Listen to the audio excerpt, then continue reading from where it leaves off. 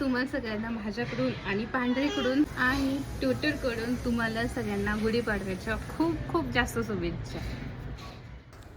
राधे राधे मंडळी, कशा आहात तुम्ही? तुम्हाला नवीन वर्षाच्या खूप खूप शुभेच्छा.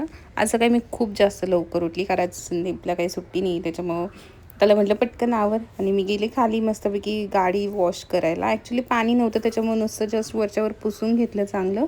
आणि हे बघा, एवढं सकाळ सकाळ उठली. काही लोकांनी तर गुढी बांधायला पण सुरुवात केली.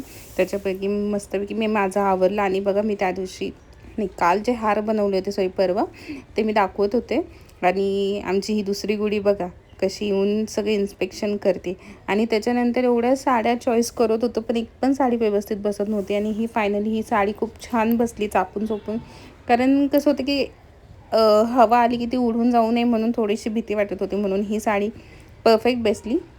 आणि आज माझ्या स्कूटीचा पण बड्डे, म्हणजे माझ्या घरी घेतलेली ती नाही, जी माझ्या मम्मीच्या घरी आहे ती वाली. त्या स्कूटीचा पण मी गुढीपाडव्यालाच घेतली होती.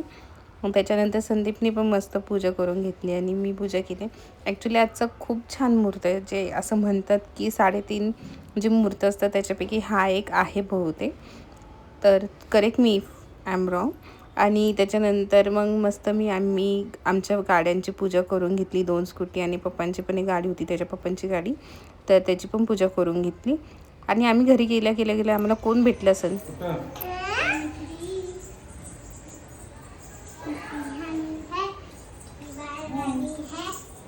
तर हे आमच्या सोसायटीतल्या मुली आहेत. तर त्या बाबूला एवढं आवडतात ना, की ते बाबू आले की नुसतं त्याच्या मागेच जात असतात.